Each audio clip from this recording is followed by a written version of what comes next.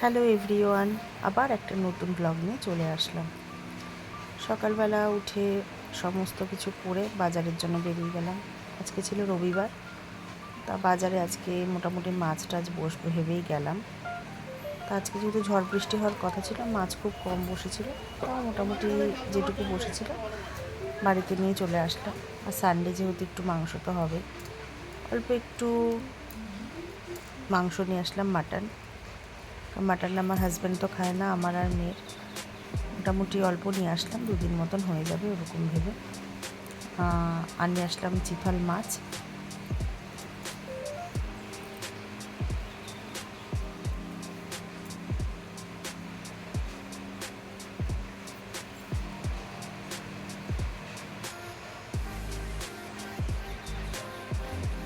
আর ছিল ইলিশ মাছ, ছোট ছোট দুটো ইলিশ মাছ নিয়ে এসেছিলাম, আর অল্প একটু পাবদা মাছ।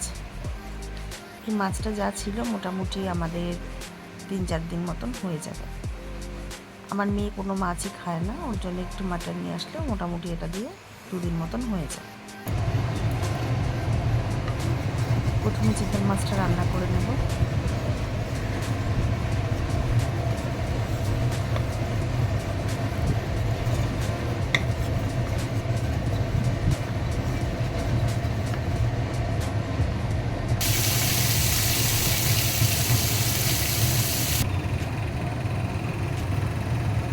চিতল মাছটা রান্না করা হয়ে গেছে, বরবটি ভাজাও হয়ে গেল।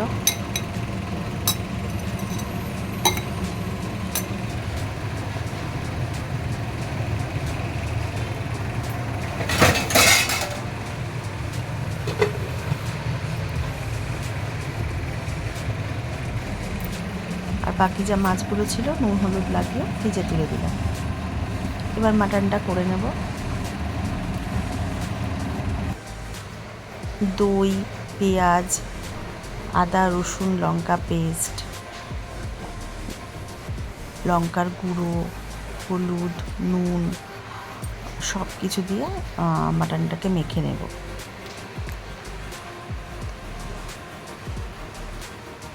রসুন, আদা, কাঁচা লঙ্কা সব কিছু পেস্ট করে নিলাম। এবার এর মধ্যে সব কিছু দিয়ে এটাকে ভালো করে মেখে নেব। মেখে নিয়ে মোটামুটি ঘন্টাখানেক মতন রেখে দেবো।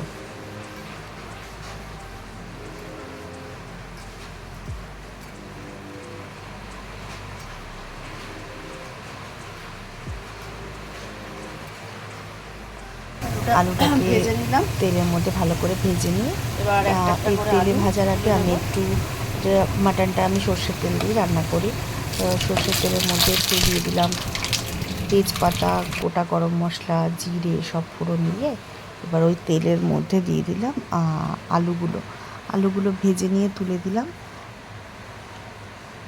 এবার ওই যে মাখা যে মাটনটা ছিল ওটাকে এই তেলের মধ্যে দিয়ে দেবো। দিয়ে ভালো করে একটু নেড়ে টেড়ে নিয়ে চাপা দিয়ে দেবো।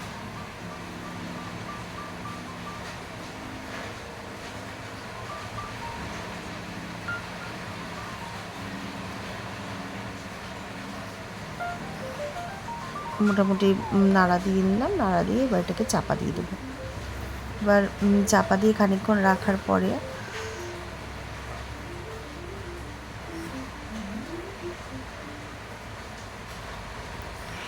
অনেকটা জল বেরিয়ে গেল। এবার জলটাকে আস্তে আস্তে আমি টানিয়ে নেব।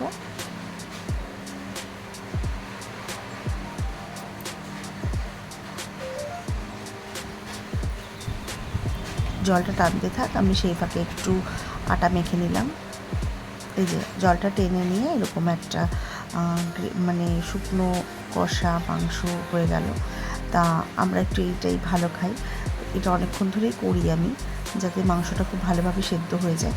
আমি এতে জল টল কিছু দেবো না, এটা এইভাবেই আর কি আমরা কষা কষাই খাবো। যখন মোটামুটি মাংসটা সিদ্ধ হয়ে যায় তখন ওর মধ্যে আলুটা দিয়ে আরও ভালো করে সিদ্ধ করে নিই। রুটিটাও মোটামুটি করা হয়ে গেল, 6টা কি 7টা রুটি যেটুকু লাগে করলাম।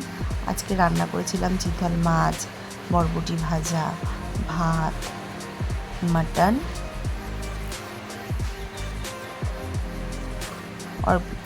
অল্প একটু দুধের পায়েস। আর ছিল রুটি। রান্না টান্না হয়ে গেলে এবার আমি একটু পায়েস আর রুটি খেয়ে নিলাম। সকালে ব্রেকফাস্টে একটা রুটি আর অল্প পায়েস। বাইরে মানে খাওয়া দাওয়া হয়ে গেল পরে, তারপরে স্নান টান করে নিয়ে লাঞ্চ টাঞ্চ করার পরে এই একটু তোমাদের জন্য ভিডিও বানালাম। সেদিন তো খুব ঝড় বৃষ্টি হওয়ার কথা ছিল, দুপুরবেলা এরকম খুব হাওয়া দিচ্ছিল, তখন বৃষ্টি অত ছিল না, অল্প হালকা বৃষ্টি হচ্ছিল, না হওয়ার মতনই। ওয়েদারটা খুব ভালো ছিল, তা এত সুন্দর ওয়েদার ছিল যে আমি ঘুমিয়ে পড়েছিলাম দুপুরবেলা খাওয়া দাওয়ার পরে।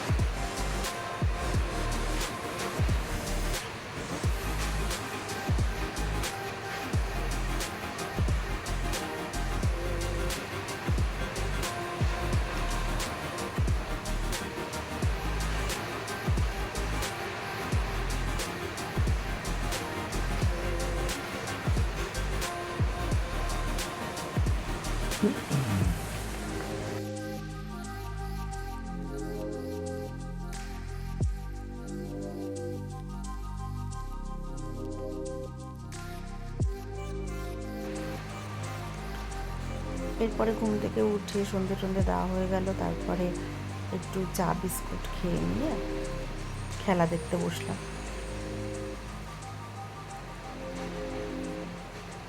আমি খেলা কম দেখি, আমার হাজব্যান্ড বেশি দেখে, প্রচণ্ড পরিমাণে খেলা দেখার নেশা। তারপরে মেয়ে আর আমি একটু রাস্তায় বেরালাম যে দেখি কীরকম কী ওয়েদার আছে। ওয়েদারটা খুবই ভালো ছিল, তবে রাস্তাঘাট খুব ফাঁকা ছিল, লোকজন খুব একটা ছিল না। তো এই ছিল আজকে আমার ব্লগ। সারাদিনে যা কিছু দেখানোর ওইটুকুই দেখালাম। যদি তোমাদের আমার এরকম ব্লগ ভালো লেগে থাকে, লাইক কমেন্ট শেয়ার আর সাবস্ক্রাইব অবশ্যই করবে। আর বেল আইকনটা যদি তোমরা প্রেস করে দাও তাহলে নোটিফিকেশনটা খুব তাড়াতাড়ি পেতে যাবে। টাটা।